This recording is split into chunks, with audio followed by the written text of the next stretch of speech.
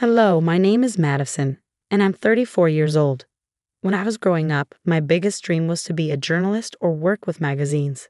I loved writing and was good at keeping up with trends. So it wasn't surprising that I decided to study journalism and media in college. After I graduated, I worked for several companies, but none of them were the big famous ones. I didn't mind because I was doing what I had always dreamed of. Eventually, I got a job at a pretty big company and felt like I had finally made it. A few years after I graduated college, when I was about 28, I met my husband, Scott. Scott's family was pretty wealthy and had their own business. I'm mentioning this because his mother, Tricia, always disliked me and insulted me. She thought I wasn't good enough for him and that I shouldn't have married him. Scott and I dated for about 3 years before we decided to get married. As I mentioned, Scott's mom, Tricia, didn't like me. She always put me down and made fun of me for working at a magazine and having a journalism degree. At first, her behavior really hurt me because no one should be treated like that. But for some reason, Tricia thought it was okay to treat me that way. Scott always defended me against his mother. His dad, Fred, also stood up for me whenever he heard Tricia's remarks. I was thankful for both of them. As time went on, I started to get used to Tricia's insults. Scott even suggested that we limit contact with her. But I didn't agree. Scott worked with his dad, and if he stopped talking to his mom, it could make things awkward for Fred. Fred was a wonderful person, and I didn't want to put him in a tough spot. I also didn't want Scott to cut off his family because of me. I learned to deal with it mostly because we only saw Tricia twice a month at most. But things changed when Fred had to go overseas for a business project. Tricia didn't want to be alone, so Scott and I agreed to let her stay with us until Fred returned.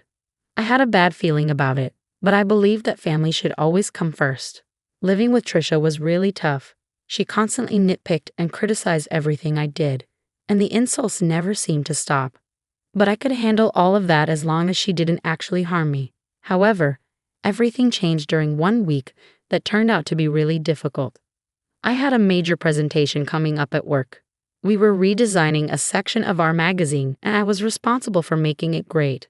This presentation was crucial because it would determine if I got a promotion, but Tricia didn't understand why it was so important. I don't think knowing would have changed her opinion of me anyway.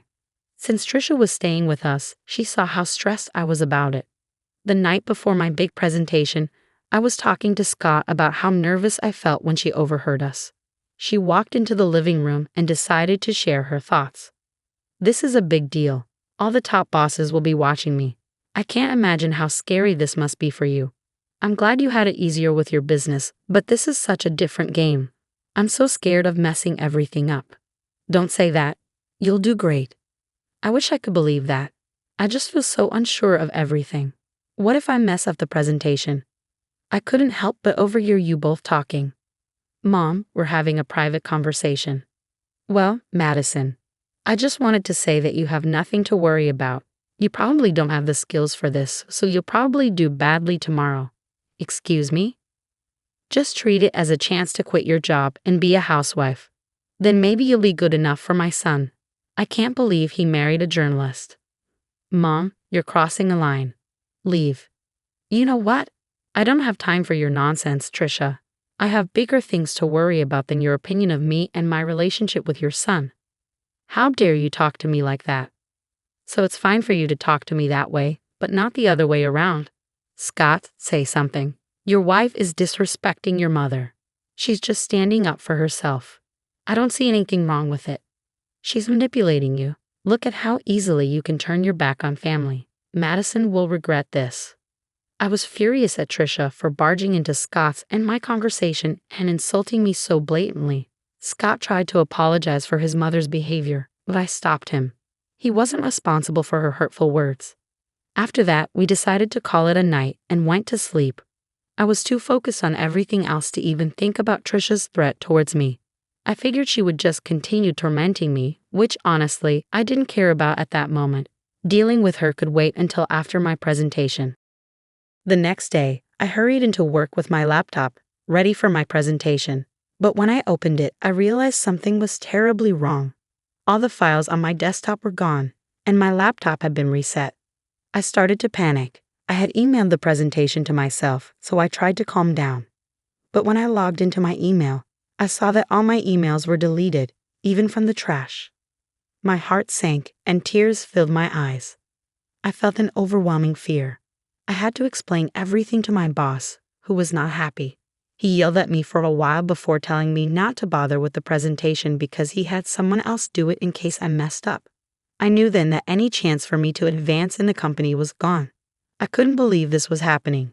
I rushed home in tears.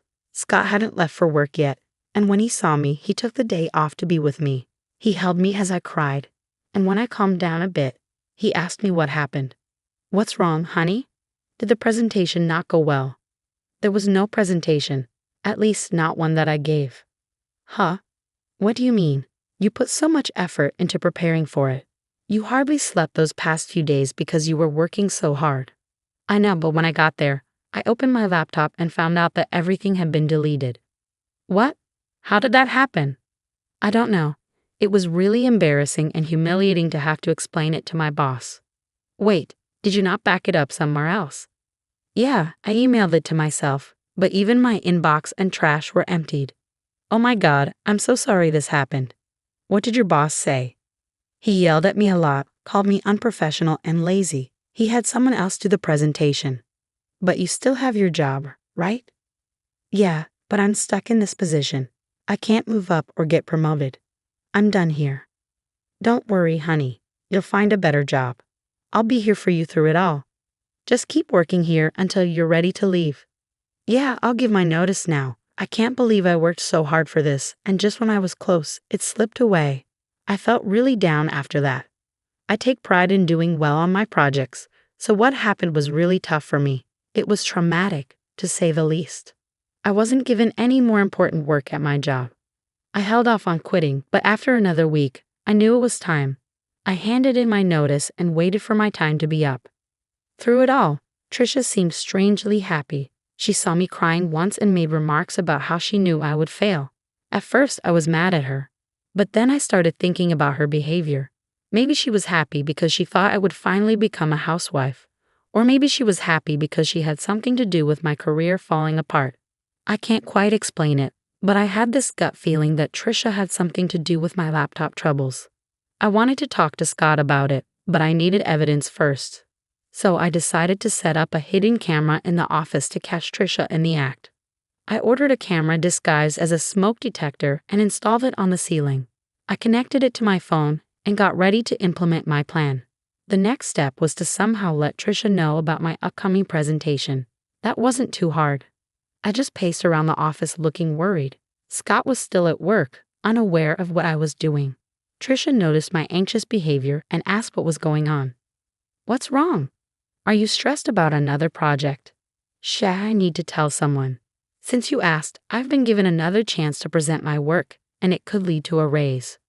"Oh, really?" "Yeah, and I'm really nervous because this is my last chance to get things right, and I have to do it well." "Why aren't you telling Scott? Is it because you're embarrassed about your job?" "No, it's because I don't want to disappoint him again.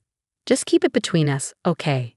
I'm not promising anything, but it'll be interesting to see what happens tomorrow." "Why do you always want me to fail?" "I just think you'd be better off as a housewife. It's less embarrassing than what you're doing now." "I don't have time for this, and I don't care what you think. Please leave me alone so I can practice my presentation before Scott gets home." Trisha left, but not before giving my laptop a look and smirking at me. I had a feeling something was up. I stayed in the office a little longer, only leaving when Scott came home. Trisha didn't mention my presentation, but she kept smirking at me during dinner. After we went to bed, I checked the footage from the hidden camera on my phone, keeping an eye out for any movement. Scott and I watched a few episodes of our favorite TV series as usual. There wasn't any action until midnight when Trisha entered the office. I quickly showed Scott what was happening on my phone. He seemed puzzled at first, but then he saw Trisha messing with my laptop until it shut off and restarted. Scott looked at me shocked. I explained what I had done, and he was furious with Trisha. Trisha was still in the office, snooping through my files. Scott got up and stormed into the office. He flung the door open, and Trisha looked startled when she saw him. Scott tried to stay calm and asked her what she was doing. "What are you doing in here, Mom?" "Oh, nothing." "Really? Then why is Madison's laptop still open?" Are you accusing me of going through her stuff? I think you did more than that, Mom. Firstly, I came in here because I thought this room needed tidying up. And secondly, you know your wife isn't forgetful. She wouldn't leave her laptop open. You wanted to clean the office at midnight, and don't talk about Madison like that. Don't talk to me like that. I'm still your mother. Yeah, my mother who loves to hurt and sabotage my wife. What are you saying? We caught you on camera resetting Madison's laptop. You were spying on me? No, we just wanted to make sure that what happened to Madison wouldn't happen again. That's disgusting. How could you film me without my consent?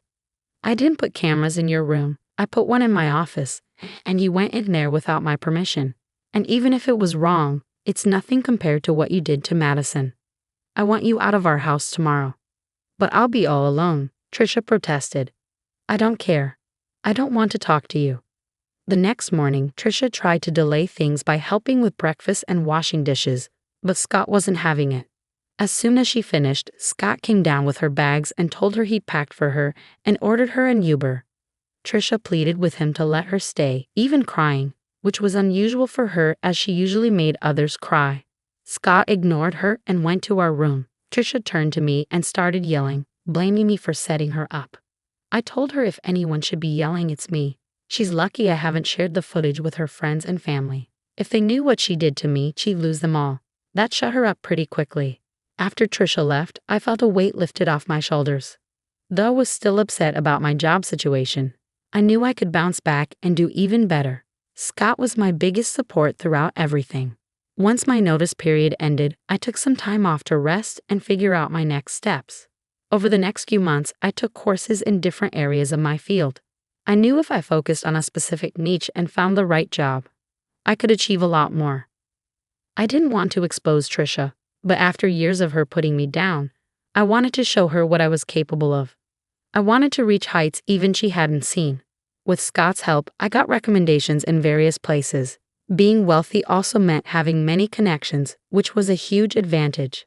With my experience and Scott's support, I landed the role of chief editor at a major magazine known worldwide. The work was tough, but it was worth it. Somewhere along the journey to becoming chief editor, I forgot about my desire to show Trisha what I was capable of. In fact, we hadn't had any contact with her during those months. I knew Scott still spoke with his father because they worked together, but Scott hadn't heard much from or about his mother. His father, Fred, said she was upset with us about something but wouldn't say what. At least Trisha took my warning seriously, but I knew I have to see her eventually, and it turned out my company was throwing a huge party with lots of big names invited, including Trisha and Fred. Scott and I dressed our best because, for the first time, we were both important figures. When we arrived, Trisha and Fred spotted us and waved us over. We greeted them, and Trisha gave me a once-over before smirking. Look at you trying to fit in, she sneered. Trisha, ignore her, Madison. You look lovely, as always, Fred said kindly. Thanks, Fred. How have you been? Yeah, how's unemployment treating you? Trisha interjected. Wait, you're unemployed? Fred asked, surprised. Oh yeah, she messed up at her job, and they let her go. I've always said she's not good enough for our son. Look at her, she can't even keep a job, Trisha mocked. That's enough, Mom, Scott said sternly. Stop siding with her. It's bad enough having to see her everywhere. We wouldn't have to if you just left her like I said, Trisha insisted. Okay, that's enough. Either you stop talking or I'm leaving, Scott warned. But Madison, sweetie, if you need a job, let me know. It would be great to work with you, Fred offered sincerely. That's really kind of you, Fred, but I can't accept the offer, I replied. Of course not. I told you she's lazy and incompetent, Trisha muttered. Just then, my name was called, and people started cheering. I looked towards the small stage, and the CEO was there, waving and motioning for me to come up. I turned to Fred and Trisha, excusing myself. Fred looked amused, but Trisha seemed confused and angry. The CEO gave a speech, praising my work in the company and my ability to innovate and bring new ideas to the magazine. The audience cheered loudly, asking for a speech. I thanked Scott for his support and all my colleagues who helped make the magazine what it is. I ended by thanking a one person who doubted me because their negativity pushed me to be better. As I walked off the stage, Everyone stopped me to congratulate me and ask about the unnamed critic, but I kept that to myself. I made my way over to the table where Fred, Trisha, and Scott were seated. Scott hugged me tightly, congratulating me, and Fred stood up to hug me too. Trisha glared at me. "Oh, Madison, this is amazing. I can see why you wouldn't want to work with us," Fred said. "Thanks, Fred. Although I'll admit, if you'd offered me the job about 6 months ago, I might have taken it." "You should have. At least then you'd be paid more," Trisha snorted. "Paid more? I could never put a price on this," Fred replied. "Right, she's not worth all that money," Trisha scoffed. "No, I mean I couldn't match what she's earning right now." "What do you mean?" Trisha asked, confused. "Do you want me to tell her, Madison? It might come off as boasting if I say it," Fred offered.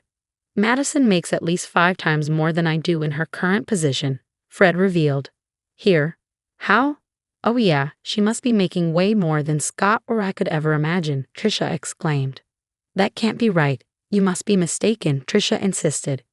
"He's not mistaken, Mom. I really did mean it when I thanked you. You've been nothing but a bully to me, and I hope seeing me more successful than anyone in your family stings. Anyway, I have other people to talk to. Excuse us, Trisha. Fred, feel free to join us anytime." "Goodbye," I said as Scott and I left a stunned Trisha at the table. Fred laughed and raised his drink to me as Scott and I walked away. I'd never felt more alive and satisfied. It was an incredible accomplishment, and I'm grateful to Scott for his support. Thanks for listening. Hello, my name is Macy. I'm 42 years old and have been married twice. My second marriage has been wonderful, but my first was a disaster. My first husband's name is Bobby, and we were high school sweethearts. I was a cheerleader and he was a jock. We had a lot of fun together, and he made me happy back then. He was my first boyfriend, so I did everything for him because I thought he was the one I'd be with forever. We planned to go to the same university so we could stay together, but in my second year, when I was 19, I got pregnant. My family was upset, and I wasn't thrilled either. My mom kept telling me that life with Bobby wouldn't be easy. My family never liked him but couldn't really explain why. They just had a bad feeling about him.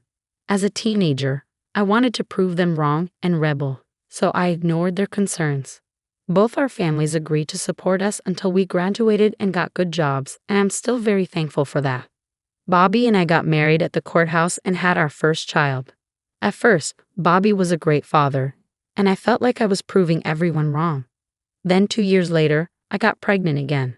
By then, I had graduated from college, but I had to quit my job to take care of the kids. Bobby worked 2 jobs to support us. Life was hard.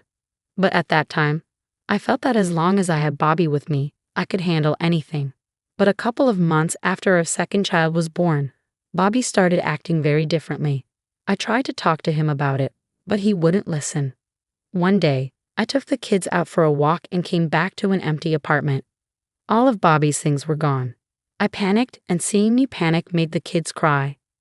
I tried calling him several times, but it went straight to voicemail. I remember rushing to my mother's house with the kids crying while I tried not to break down. When my mother opened the door, she looked worried and let us in. "What happened?" she asked. "I think Bobby left me," I said. "What? What do you mean?" "I took the kids for a walk, and when we got back, all his stuff was gone. I can't reach him." "Oh no, do you know why he might have left?" "I don't know. He'd been acting very differently for a while. But he wouldn't talk to me, and then today, he just left." "Okay, calm down. We'll wait a while, and if he doesn't come back, we'll file for divorce. I'll help you out." But I loved him. How could he do this to his children? "I know. I wish I could find him for you and ask him all these questions, but we have to move on. Not because he'll heal you, but because you have 2 kids to raise." My mom was right.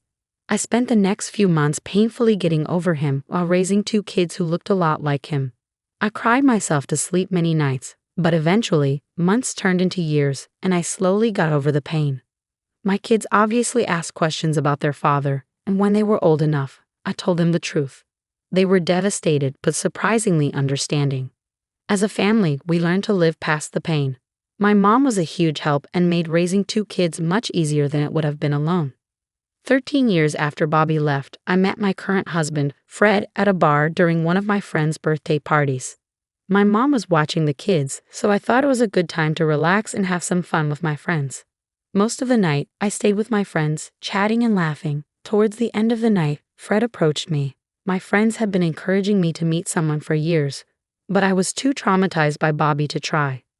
So when Fred came up to me, my friends stepped back to watch as I talked to him. He started by asking if he could buy me a drink. I wasn't going to turn down a free drink, so I said yes. We waited until we got our drinks to start talking. "So what brings you here?" he asked. "Ah, it's my friend's birthday, and I'm just here to celebrate with her," I replied. "That's nice. How about I send over some drinks for all of them?" he offered. "All of them? There are 7 more people there." "It's all right. I'll make up all the money I spent here the next 2 hours, so no worries." "So you're rich? Ha, I guess you could say that. Of course, I'm not trying to brag or anything. No, it's a great thing to flaunt. Not a lot of people get to do that, and you aren't being a jerk about it. You're buying a bunch of strangers drinks because I told you it was one of their birthdays. What can I say? I have a particular weakness for pretty women. You're so weak you believe everything they say, even lies." "Yes, of course. Although did you lie?" he asked with a playful smile.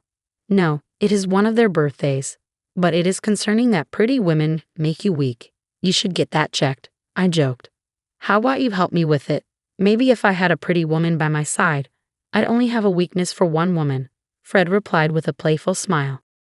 It was a confidence boost to be called pretty by Fred, especially because he was so handsome. He looked like he could be on the cover of Vogue. I surprised myself by flirting back with him. I was usually quite introverted, so I don't know if it was the drink or just Fred's charm, but I felt comfortable being flirty. Eventually, my friends came to get me, thanking Fred for the drinks. Before I left, Fred and I exchanged numbers. From then on, we talked all the time. We started with texts, then moved on to calls whenever we had free time or something interesting to share. We also started meeting up more often. At first, we met in public places, but as time passed, we began hanging out at each other's homes. I was shocked when I saw Fred's house for the first time. It was like a mansion. Fred laughed and told me to get used to his wealth because it would soon be mine. Fred was very open about wanting to marry me. He told me countless times how comfortable he felt around me, and that just made me love him more. He was also completely okay with me having kids. When I told him about Bobby, he was genuinely upset for me. After that, he went above and beyond to show me how much he cared about me. Fred and Bobby were like night and day, and being with Fred made me realize why so many people didn't want me to be with Bobby. I was glad I got out of that relationship, but I hated how it ended. Fred helped me heal and move on from it, which I was incredibly grateful for. We only dated for a year before getting married. We had a destination wedding and flew out our closest friends and family. My kids were thrilled for me and constantly told me how much they loved Fred, which was a huge relief for me. Life from then on was smooth sailing. Fred eased all my worries and even helped with my kids' education, despite me insisting I could handle it. He showed me that he accepted all of us, not just me. He decorated my kids' rooms exactly how they wanted them before we even moved in together. Fred did everything Bobby didn't and more. It was a true turning point for my family, and that's how we grew into what we are today. From then on, Fred and I had a child of our own, but he never treated my kids differently. About a year after our marriage, my kids asked him to legally adopt them, which was another big moment for our family. After that, we became one big family. We did all the things families do, going out to eat, going on vacations, having fun together, you name it. My career was going well, and Fred's company was thriving too. There wasn't a single thing wrong in my life. Before I knew it, 7 years had gone by. Then, one day, out of the blue, I got a call from an unknown number. "Hello," I answered. "Look who it is. It's Macy." "Who is this? Don't you recognize me?" "Ah, I don't think you remember much anyway. It's Bobby here. How are you doing?" the voice said. "Bobby? What the heck? How did you even get my number?" I asked, surprised. "Ah, I forgot how whiny you are. I just happened to come across your number and thought I'd give you a call to see how you've been," Bobby replied. "How has life been treating you since?" he asked. "Since you left me? Oh, come on, Macy. We were having way too much trouble, and both you and I know that we would have gotten divorced anyway. So you just chose to leave without saying a word." Well, I wanted to avoid all the emotional drama, so I did what I had to do, Bobby said. You are unbelievable. A pretty rich piece of work. Do you even realize the harm you caused me? Leaving was the best thing that ever happened to me. Are you serious right now? Yes, I married a wealthy woman with kids, but I was willing to overlook it because of her money. And it paid off because she got me this amazing job that pays me so much. I'm living my dream. So you abandoned your own kids to take care of someone else's. You gotta do what you gotta do, right? Please never call me again. Goodbye. I was stunned by the sheer audacity of that man to call me just to brag about his new rich lifestyle. Part of me wanted to keep talking to him just to find out where he was, so I could give him a piece of my mind. But I was so overwhelmed with emotions that I could barely think straight. After I hung up on him, I felt hurt, not for myself, but for my kids. They grew up without a father who was too busy taking care of his new wife's children. We struggled, but what did he expect? We were just high school graduates when we had our first child. Where would we have gotten the money for ourselves? At the same time, I felt disgusted. He was the epitome of a sleazebag. He only cared about someone if they had something to offer him. I decided to block his number because I didn't want to deal with him anymore. That chapter of my life had been closed for long enough, and I never wanted it reopened. I told Fred about it later that night, and he was understandably upset but also glad that I blocked Bobby's number. We decided to move forward from that. About a week later, I received another call from an unknown number, and once again, it was Bobby. I was getting frustrated by his constant calls. He called to brag about his luxurious lifestyle, his new expensive car, and how well his kids were doing at school. I didn't bother being polite this time. I just hung up on him. But that didn't stop him. He kept calling every week after that, telling me about his extravagant purchases. I blocked him with every new number he used, but he kept finding ways to reach me. Eventually, I stopped answering his calls altogether because he was becoming a nuisance. It seemed like he enjoyed bothering me. One day, when I was stressed at work, Bobby called me again. "Oh, hey, Macy," he said. "Can't you just leave me alone?" I snapped. "Oh, come on. I'm just trying to make up for lost time," he replied casually. "Well, you're 20 years too late. The kids don't care about you, and neither do I. Leave me alone," I said firmly. "You know you love it, Macy," he replied. "I really don't. I don't want to hear anything about you or your new good life." "Why? Are you jealous? Are you jealous I'm living the life that you'll never be able to live?" he taunted. "I can assure you I'm not." "Well, here's something that will definitely make you jealous. I just got a promotion. I don't give a crap." "You know you're jealous. I just got a promotion at Digidom, one of the finest media companies." "I'm going to hang up," I said, ending the call. I was furious and annoyed after the call, but something Bobby said kept nagging at me. I was too angry to think about it at the moment, so I pushed it aside.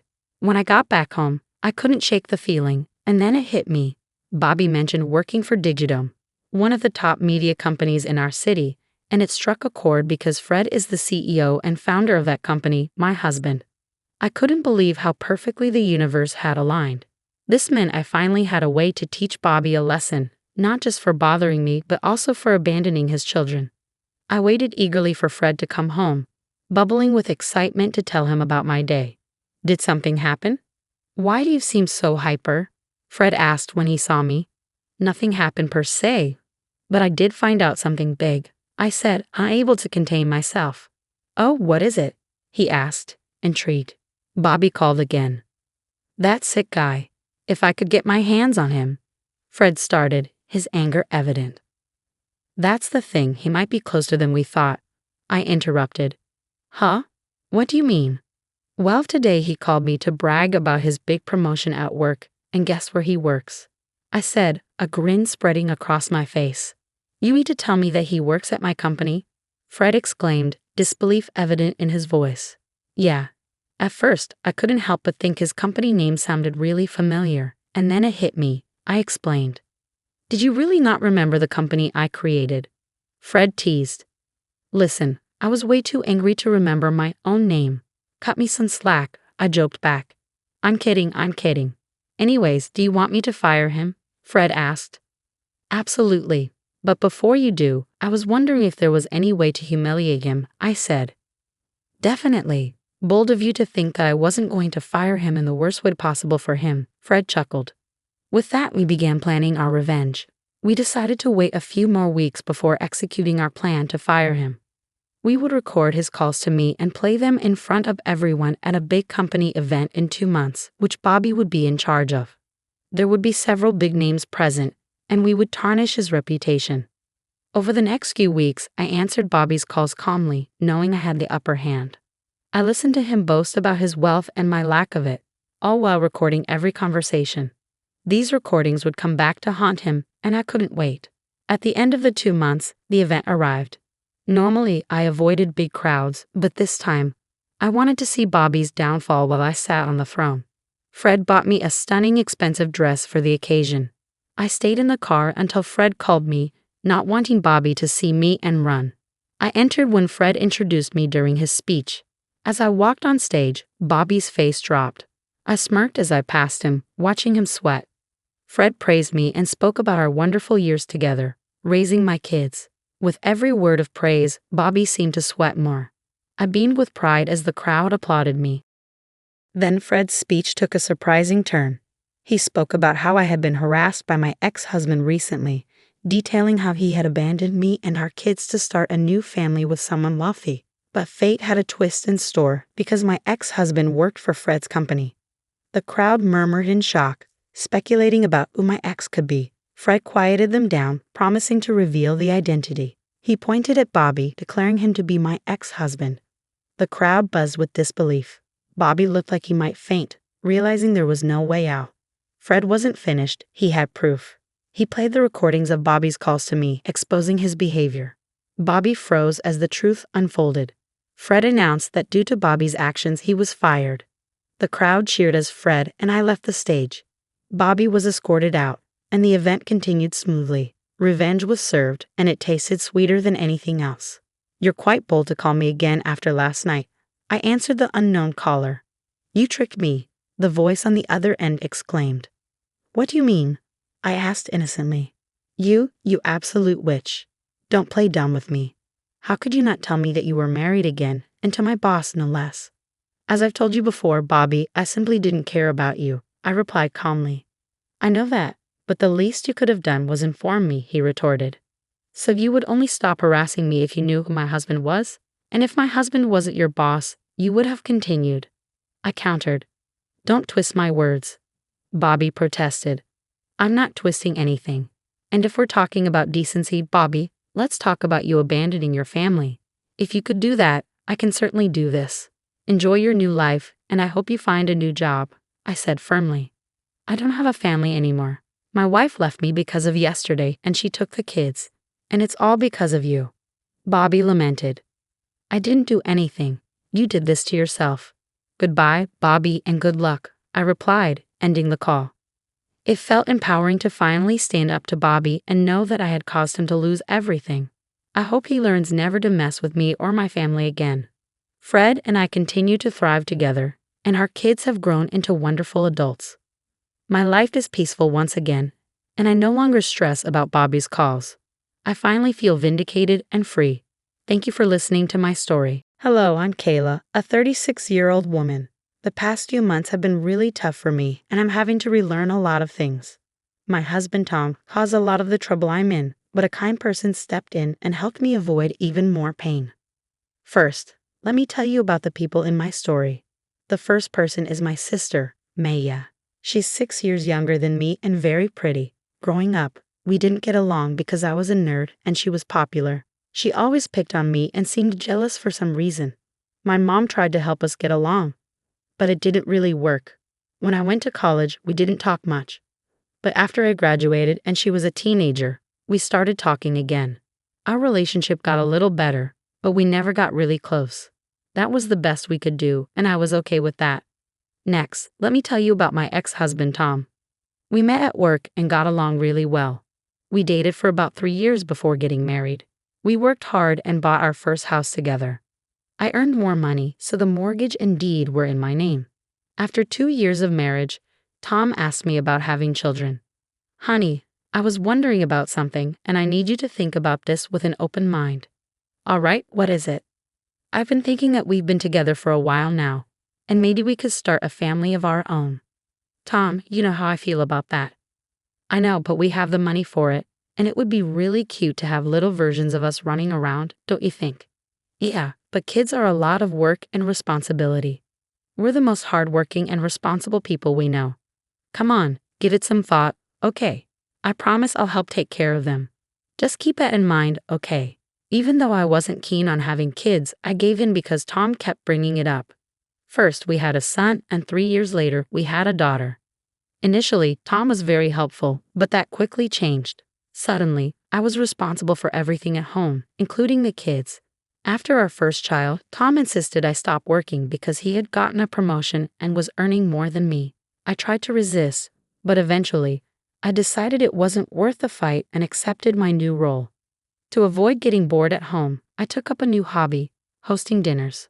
I often invited my mom and sister, who lived nearby, and my mother-in-law, Megan, whenever she was in town. Eventually, I started to feel comfortable in my new life. I got to spend a lot of time with my family, and that made me happy.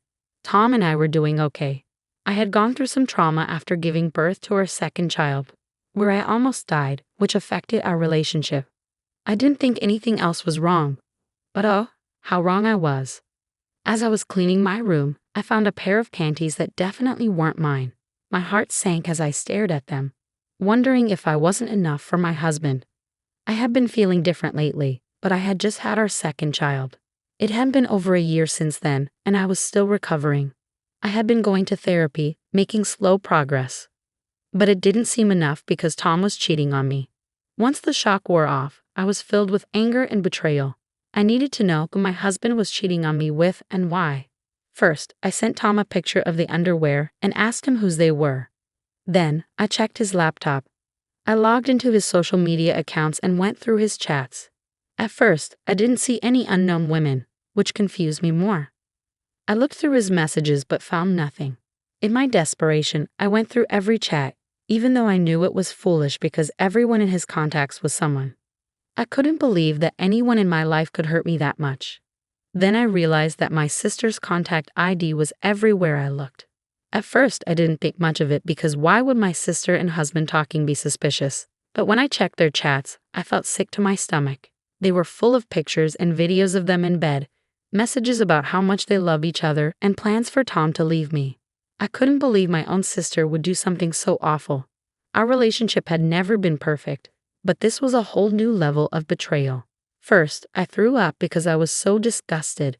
Then, I tried calling Tom, but he didn't answer. So I called my sister. Maya, hey, what's up? Don't hey, what's up me? Seriously, what's wrong with you? I don't know about mine, but I do know that I found a pair of your panties in my bedroom.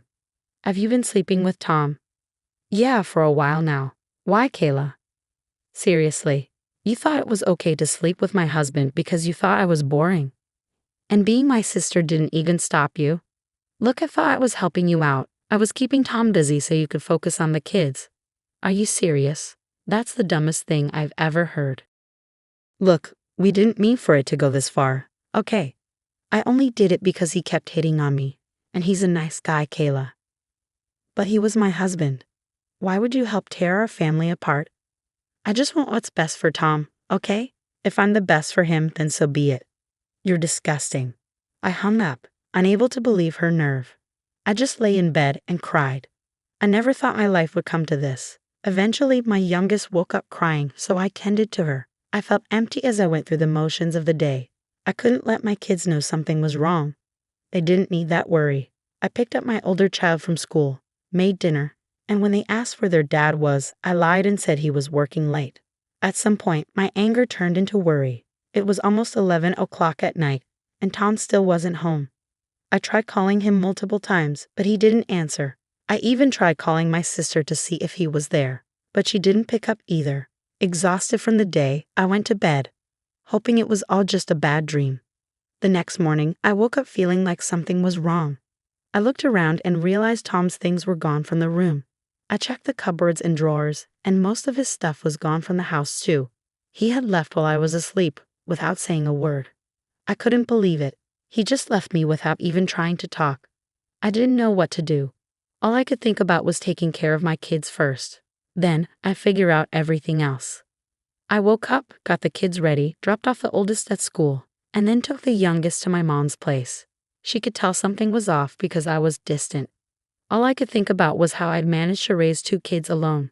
Whenever I came back to reality, I remember I had to tell my mom about my sister and husband. Eventually, she couldn't wait any longer and asked what was wrong. Okay, I've had enough of your silence. What's going on? I don't know how to say this. Why don't you start from the beginning? Well, I found out that Tom has been cheating on me. What? How do you know? I found another woman's underwear in our room.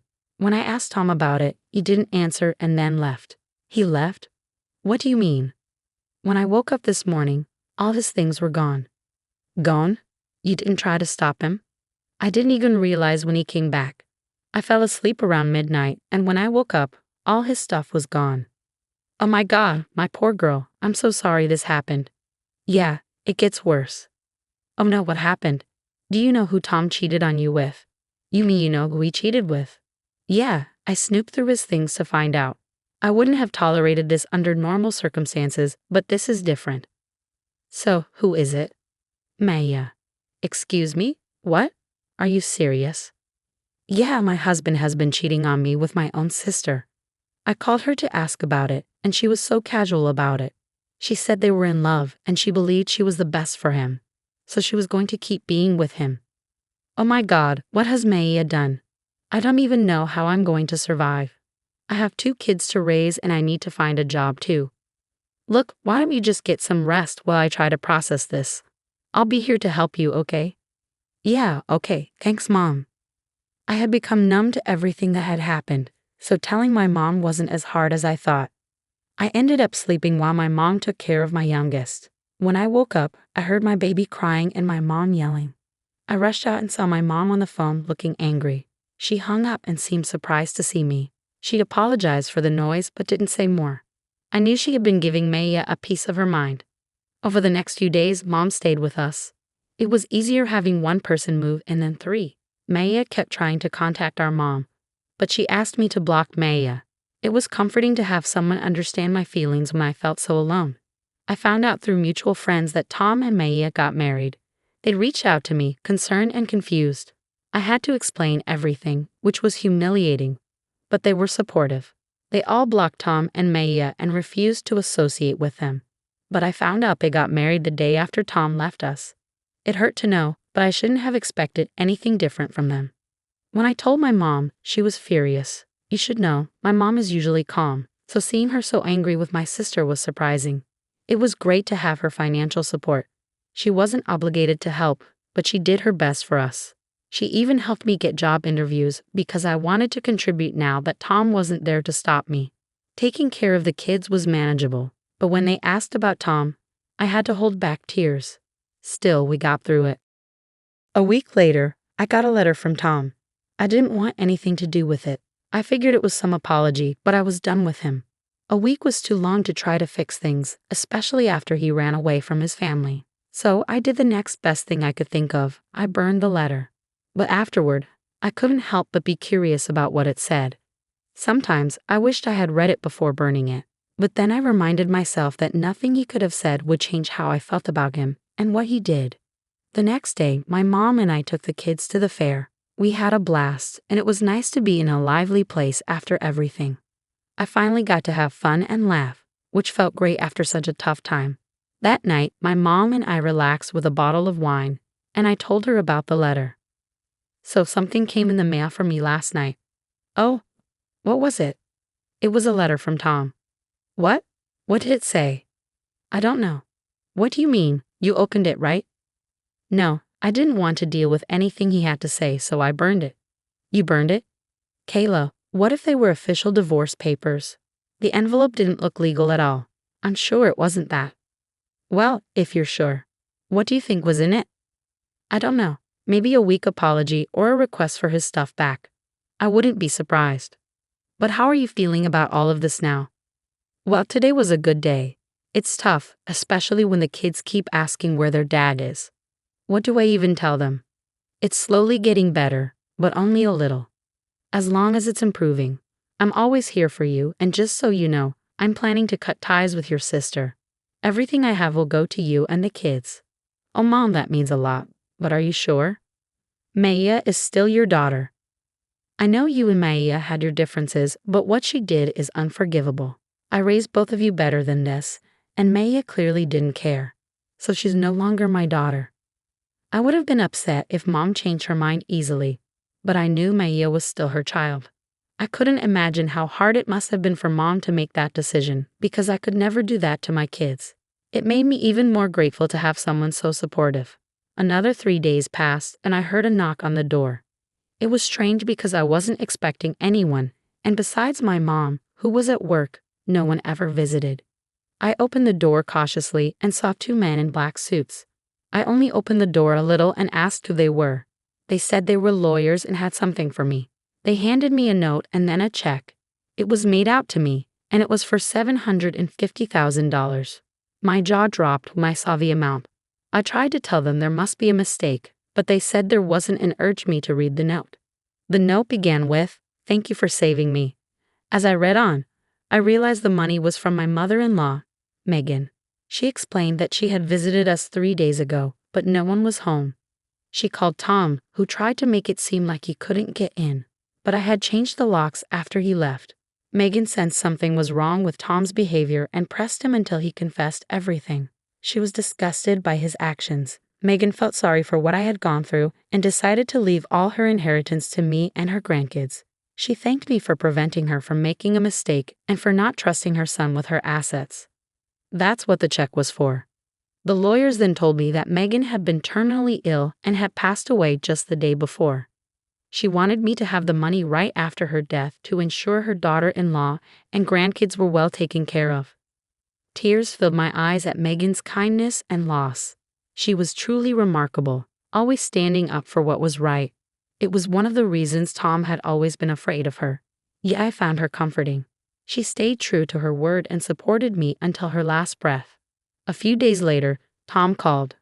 I already knew what he was going to say, but I decided to hear him out. "What did you do?" "What do you mean?" "You know exactly what I mean, Tom. You'll have to be more specific." "What are you talking about?" "Why weren't you home that day? I specifically asked you to be. I sent you a letter asking you to pretend everything was normal while my mom visited." "Oh, is that what the letter said?" "You didn't read it." "No, I burned it." "You betrayed me. My mother was going to help me with the inheritance, but you took it all because you're selfish." "That's ironic coming from you. You abandoned your family and only cared about contacting me when it involved your inheritance. Love can't be forced. I did what was best for me, and your mother did what was best for us. Don't ever try to contact me or the kids again. Goodbye." After that, things moved quickly. I filed for divorce, and I was granted full custody of the kids. Tom tried to fight for the inheritance, but Megan had made it clear that I was the one to receive it, so he didn't succeed. Tom and Maya tried to pressure me into giving them some of the money, but I stood my ground and refused. Life has become easier since we got the money. I put a portion aside for my kids' college and invested the rest. My mom could retire, and I started working. My kids have come to terms with their dad not coming back, and when they're older, I'll tell them everything. I'm still hurting, but I know things can only get better from here. When my husband found out that I couldn't inherit my father's money, he started yelling. "What? You can't get any of his money? If that's the case, I don't want to be with you anymore. I want a divorce right now." After that, I got back at my husband and my sister, who married each other right away. My name is Chloe. I'm a 32-year-old office worker, and I've been married to my husband George for 2 years. I met George through a relative, and we got married. My family had some money, but since we were the only daughters, my relatives worried about who would take over. They introduced me to George, saying it would be fine for him to join our family. My husband, George, didn't officially join our family, but he started living with me at my parents' home. My mother passed away a few years ago, so it was just my father, my husband, and me living in my parents' house. My husband was very kind and treated my father well, so he seemed like a really good person. However, a relative who introduced him to me told me something worrying right before our marriage. I know it's strange for me to say this since I was the one who introduced George to you, but he's kind of obsessed with money, so be careful. I had already married him and was about to have a wedding ceremony, so it was too late to do anything about it. But I hadn't noticed any signs that he was obsessed with money, so I went ahead with the marriage. Even after getting married, I kept a close eye on my husband because of what I had heard. But I didn't see any signs of money obsession from him. However, he seemed to be interested in my father's money and would casually ask about it when he was having a drink with my father. My father was open about it, so I didn't worry too much. Another thing my husband was curious about was my younger sister. She is 5 years younger than me, and unlike me, who is calm, she is lively and outgoing with a vibrant social life filled with men. She doesn't look like me, and my husband was surprised when he first saw her. "Your sister has a completely different vibe from you, Chloe, doesn't she?" Seeing my husband fascinated by my beautiful sister, with her striking looks contrasting my plain and boring appearance, gave me mixed feelings. However, the relative who introduced me to George was worried that if I, being modest and plain-looking, couldn't get married, there would be no one to inherit after my family. I thought there was no need to worry because I had a beautiful sister. But later, I understood why that relative was worried. My father was very lenient with my sister, letting her go to college after high school and even to a vocational school after she graduated from college. My sister didn't have a particular goal. She just didn't want to work. On the other hand, my mother was strict with her, insisting she should get a job right after college. But my father overruled my mother and let her go to vocational school. After graduating from vocational school, my sister got a job at a company owned by a friend of my father's. But she quit after just 6 months. I was shocked by her excuse for quitting. I couldn't show my full potential at that company. My mother and I were puzzled by how my sister spoke as if she had already mastered her job after only 6 months. But my father believed her and quickly arranged for her to work at a different company. After a while at the new job, our mother fell ill and had to be hospitalized. While our mother was in the hospital, my sister visited every day, often skipping work. Eventually, she quit that job too, claiming she needed to take care of our mother. However, her idea of caregiving mostly involved being in the same room as our mother, chatting or spending most of her time staring at her smartphone in the waiting room. After our mother passed away, I took on the responsibility of managing her affairs, including picking up her laundry from the hospital and ensuring she had fresh clothes. Meanwhile, my sister wasn't much help. Our mother may have enjoyed having her around to chat with, but as her health declined over a month, she couldn't even hold conversations anymore. Within 2 weeks of her condition worsening, she passed away. Both my father and sister were too shocked to arrange the funeral, so I took charge of that. Thankfully, our relatives pitched in, and we gave our mother a proper farewell. Following our mother's death, my sister moved out of our parents' house and started working part-time. However, her earnings weren't enough to cover her rent and utilities, so our father began footing those bills. It seemed she was spending her money on fun rather than saving. Whenever her part-time income fell short, she turned to our father for financial support. Our mother used to be strict with her, so even when she started working, our father didn't give her an allowance. Now, though, he provides her with whatever she needs. I realized that both my father and sister were content with their financial arrangement, so I didn't see any issue. Even after I got married and moved in with my husband at my parents' place, my father continued giving my sister an allowance. At that time, I didn't notice, but it turns out my sister was also asking my husband for money, and he was giving it to her willingly. He couldn't refuse her and told her to keep it a secret from me, saying, "Don't tell Chloe about this, okay? She might get jealous." My sister lived off this allowance from our father and the money from my husband, doing part-time work when she felt like it.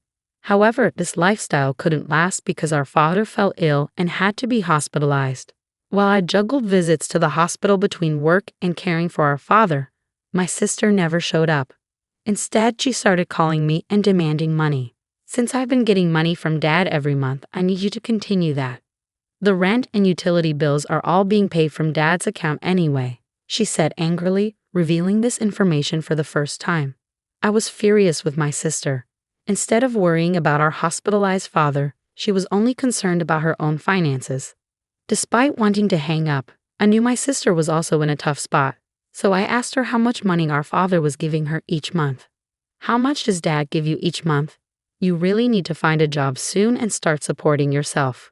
In a grumpy tone, my sister replied, "Stop nagging me. I was getting $1,000 every month, not including rent. I was taken aback by my sister proudly stating the amount. It made me worry that with such a substantial monthly allowance, she might lose any motivation to work seriously.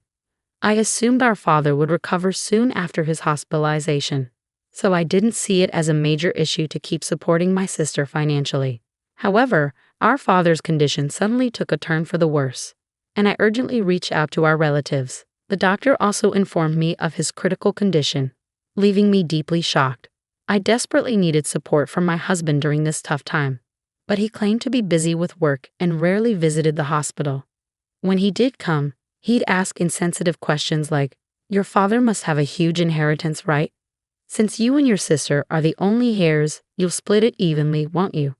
I was speechless in response to my husband's focus solely on the inheritance. It dawned on me that this was what my relatives meant when they warned me about his obsession with money.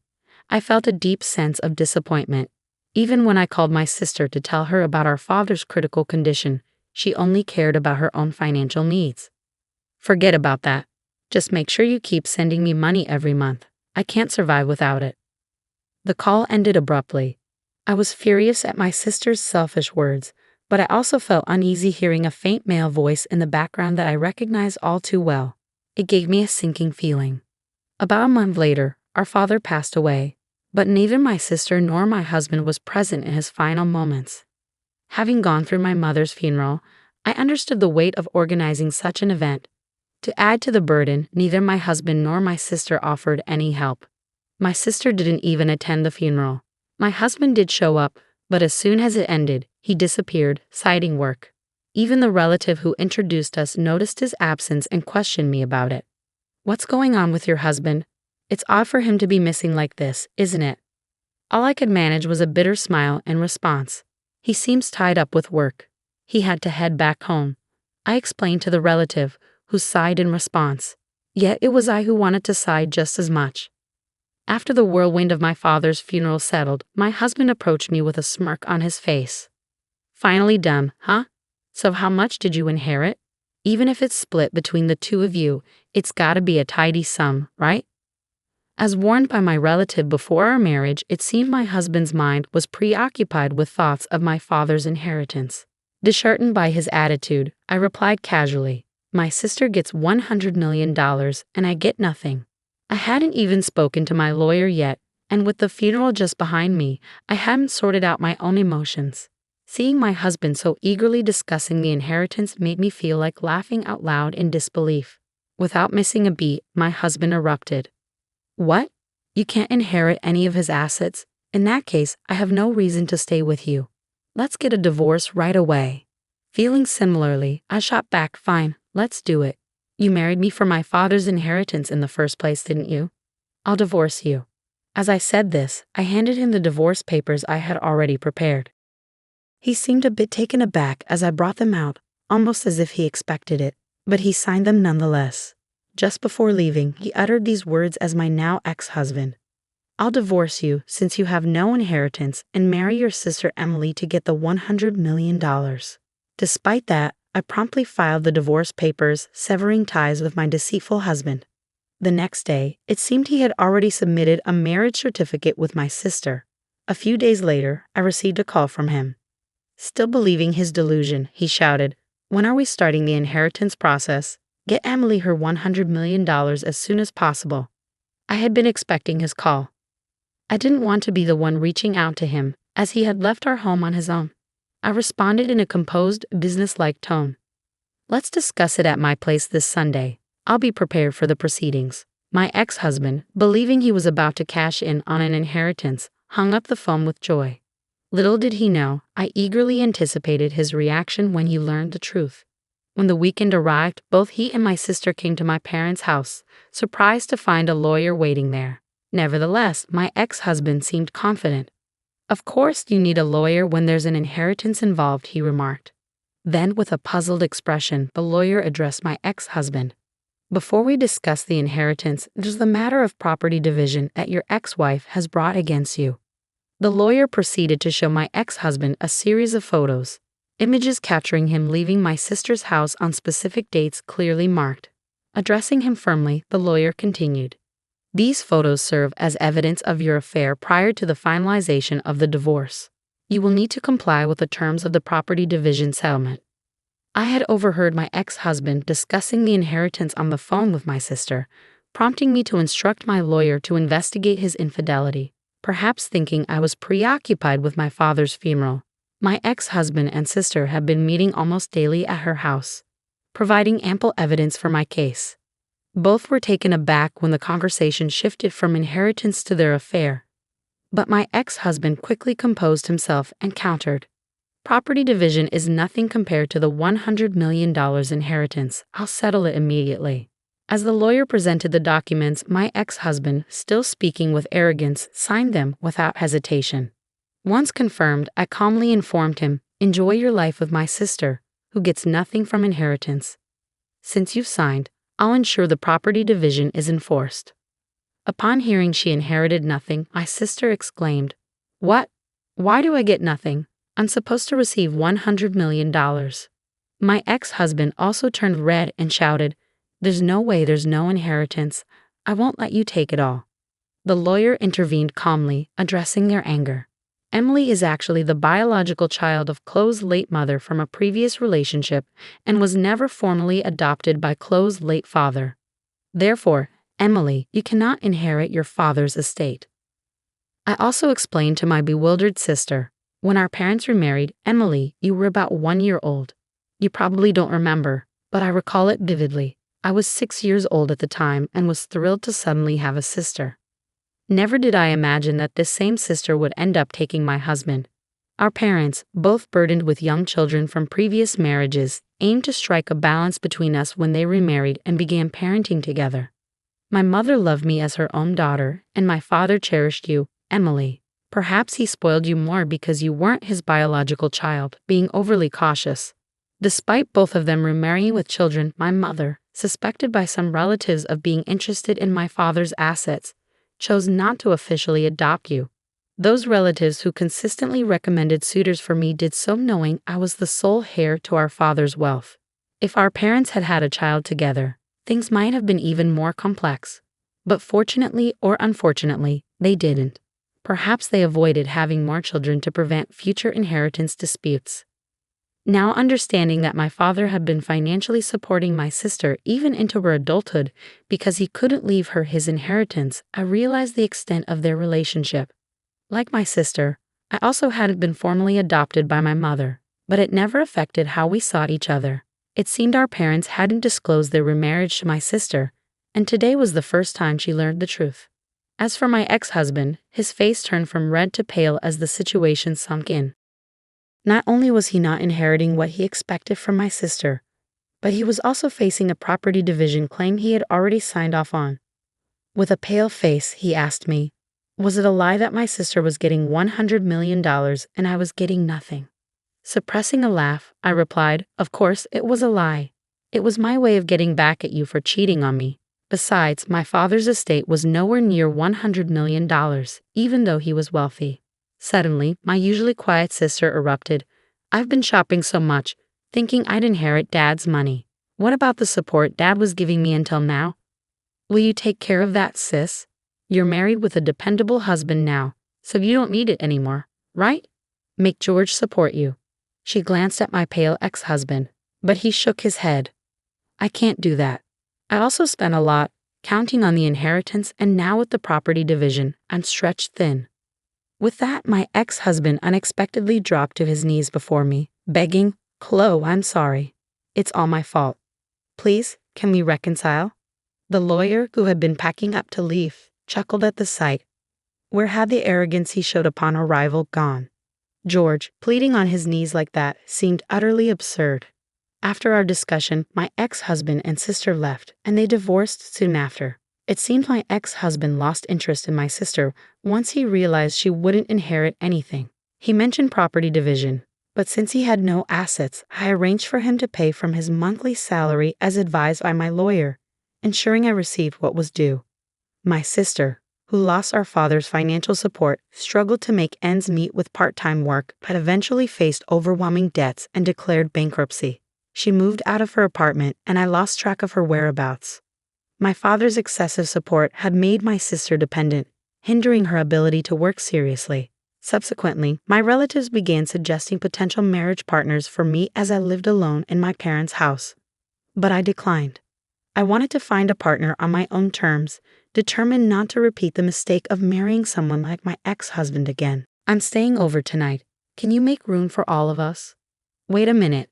I already told you, I have plans to go see a play tonight, and it'll be late when I get back. That's why I said we'd all stay here. When her son wasn't home, his mom showed up unexpectedly with 7 friends. I hadn't been told about this visit and I had my own plans, so I tried to say no. But you'll be back soon, right? We'll just leave our stuff here and go out for a while. Could you get dinner ready and set up places for us to sleep? She acted like she didn't care about my situation and acted as if everything was already arranged. To make things worse, I noticed the necklace she was wearing. I had put up with her rude behavior for a long time without saying anything, but this was too much. I can't. I'm leaving for a trip right now. What? You're going on a trip? Who's going with you? My unexpected refusal surprised her. I had finally reached my breaking point after enduring her constant nagging. Please give me back that necklace. It was time for my mother-in-law to face the consequences of her actions. My name is Michelle Gorman, and I'm a 30-year-old housewife. After I got married, I used my experience in administration to become a computer class instructor. My husband, Mike, is busy every day as the president of his father's company. Sometimes he seems lost in thought, but it makes me happy to see him relaxed, especially when we go on our favorite movie dates. I feel better when I'm with you, he often says. I'm glad if I can make his life a little easier. I wish I could offer him advice or suggestions, but I've always found it hard to speak up. Since I was young, I've preferred listening to others rather than talking about myself. My older brother, who's 4 years older than me, has always looked out for me. I used to dislike that about myself, but thanks to Mike's support, I've started to gain some confidence. Mike has an older brother who works as the vice president in their father's company. His wife, Mindy, is around my age, and we get along great. She's focused on her career, reliable, and kind. I admire how she stands up for herself and shares her opinions, yet she's also understanding and flexible. Watching her stand up to the mother-in-law was really impressive. Unfortunately, they live far away, so I don't get to see them often, which I regret. On the other hand, the mother-in-law acts like she's the daughter of the company president, always confident, but her stubbornness and arrogance are clear. Michelle, you're Mike's wife, the president. You should quit your job as a computer instructor and fully support your husband, she'd say, putting a lot of pressure on me. Mike would support me, but she'd still be unhappy. Sometimes I was glad we lived apart. I just wanted a peaceful life with Mike and hopefully children someday. But then Mike's father passed away suddenly from a heart attack. It was a shock for everyone, and Mike and his brother had to figure out what to do with the family company. Mike decided to stay in New York for a while. I went back home and waited for Mike's updates. With the extra responsibilities on both of them, I was worried. After talking with his brother, they decided that Mike would move to the company's main office in New York. His brother became the new president and Mike became the vice president. We looked for a house in New York and found a nice one that was already built. It was a bit far from the train station, but it was in a quiet area, which felt safe. The house had lots of sunlight, so it seemed like we'd have a comfortable life there. Since Mike had to work late because of all the changes at work, I made sure our home was cozy so he could relax and prepared healthy lunches for him. I wanted to do everything I could to support him. And just like that, a month went by. I'm back. I'm starving, Mike said. Thanks for working so hard. I'll make dinner, I replied. Thanks. Hey, Michelle, my mom wants to visit this weekend. Is that okay? I was worried that she might be feeling lonely since Mike's dad passed away, so I was glad to hear this. Of course. We still have some things to tidy up, but she's welcome, I said. Thanks. I'll tell her. Oh, maybe I should ask my brother and his wife to join too, Mike suggested. Yeah, that's a great idea, I replied. It might sound strange, but moving here meant I could see Mindy, my sister-in-law, more often, which was a nice surprise. That weekend, we all got together to talk about what had been happening and share memories of my father-in-law. It's sad that Dad's gone, but I didn't want to stay sad forever, so I started a new hobby, my mother-in-law said with a smile. She always looked elegant, wearing beautiful dresses and nice jewelry. Today, she looked stylish with a light purple scarf that stood out. She seemed to have lost some weight, but she was still firm when giving advice to Mike and his brother about the company. But since my father-in-law passed away, I noticed she was being stricter with me. Michelle, we're running out of drinks. Can you go buy some? She asked. Jessica, I can go get them, Mindy offered. Oh, can you? That would be really helpful, she said, sounding more demanding towards me than she did towards Mindy. I thought maybe she was struggling with the loss of her husband, so I decided to let her comments go for a while and just watch. After dinner, Mike drove everyone home, and the night was over. Since then, my mother-in-law started coming to our house a lot. She started criticizing how I kept the house and complaining about Mindy, and she started going through our fridge without asking, which surprised me. Michelle, Mike is so busy right now. You should pay more attention to the meals you make for him. What if he gets sick too? Yes, I'll be more careful. And there's still trash here. Can't you clean up properly? I'm sorry. It kept going like this. It felt like she was just finding things to criticize about me to pass the time. But whenever Mindy came over, she'd leave quickly, saying she had other things to do. She said it wasn't because she didn't like me, but I felt differently. Maybe she found it easier to boss me around, since I hardly ever argued back, than to do the same to Mindy, who always spoke her mind. I thought about getting a job to spend less time at home. But even after I found one, my mother-in-law's harassment got worse. Michelle, we're out of barbecue sauce at our place, so get some while you're out. I brought some leftovers with me, so I'll take them. Her boldness sometimes left me speechless. She could easily afford to buy fancy ingredients from a fancy store. Then something happened. A necklace that was very special to me disappeared. It was a keepsake from my mother, and I always kept it safe on a shelf in my room. The only person who came to mind was my mother-in-law, since she visited often. Even though I didn't want to suspect her, she often looked around our house and probably knew where most things were. Despite searching everywhere, I couldn't find it, so I decided to ask her about it.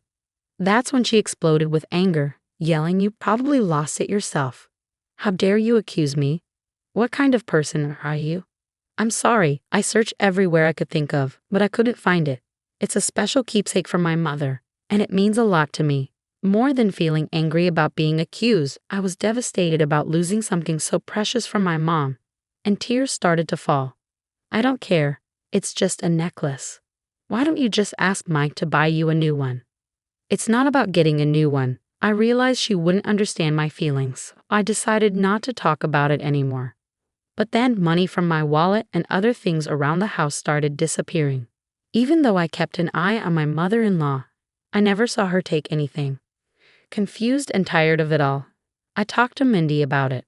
She said my mother-in-law was definitely the main suspect because no one else had access to our home. It made me sad to think that, but there wasn't any solid proof. I couldn't understand why she would do this, especially since she still had lots of money from my father-in-law's inheritance. Seeing how upset I was, Mindy had an idea. Little did I know where it would lead.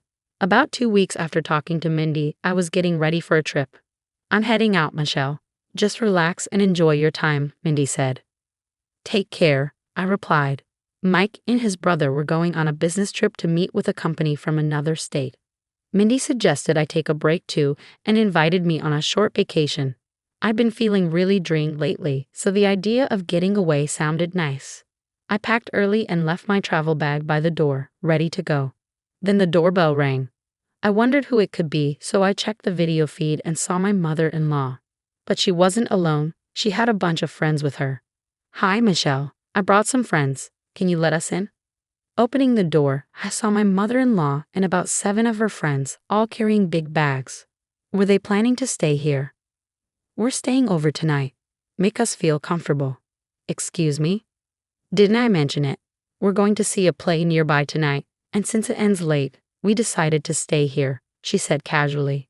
This was news to me, especially since my departure time was approaching. "Oh, did I inconvenience you? Jessica told me you were okay with it." I hadn't heard anything like that, and it seemed like she was making up excuses. Feeling more and more frustrated, I responded firmly. "I'm sorry, but I wasn't told about this, and I already have plans." She looked surprised by my answer. "But you'll be back soon, right? We'll just drop our bags and go out for a while. Can you make dinner and set up beds for us? Ignoring my plans, she seemed to think everything was already arranged. I can't. I'm going on a trip. A trip? Who with? With Mindy. Oh, just with Mindy? You can go anytime. We've come all this way just for today. How long are you going to make us wait? She pressed, disregarding my plans. Then, I noticed something glinting around her neck. Wait, that necklace you're wearing.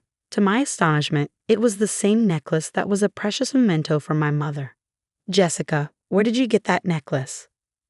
Why, it's just one of my collections. Is there a problem? She replied with a smug look. That can't be right. That necklace is rare and limited edition. While I was talking to her, Mindy arrived. I was wondering why you didn't show up at our meeting place and didn't contact me. So this is what was happening. I'm sorry I couldn't get in touch, Mindy. Seeing my expression, Mindy instantly knew something was wrong. What's going on? I got upset because the necklace she's wearing is the same one that belonged to my mother, which recently went missing. Of the one you kept in that box. Mindy said it loudly enough for everyone to hear. Suddenly, my mother-in-law, trying to keep it from her friends, whispered to us. Can you two stop this? It's embarrassing. Do you want to accuse me of theft? Yes, I find it suspicious, Mindy answered firmly. Do you have any proof that I stole it? It's embarrassing to have such unreasonable daughters-in-law. Please don't make a scene in front of my friends. With that, she turned back to her friends with a smile.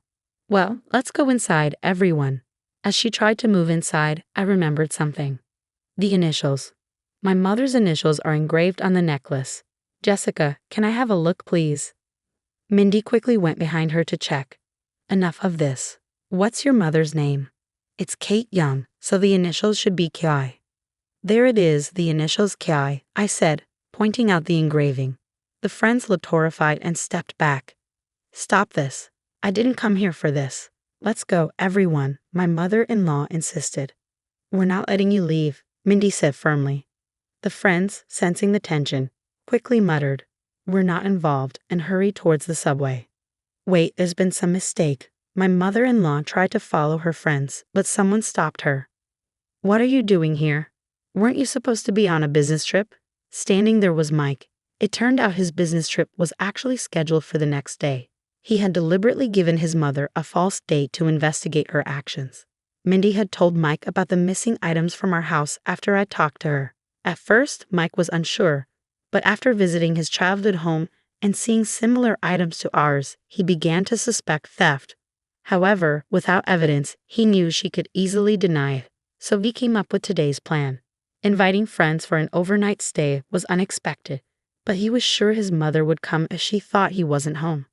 What are you doing here? Mike demanded. I was just leaving, my mother-in-law said as she tried to go, but I stopped her.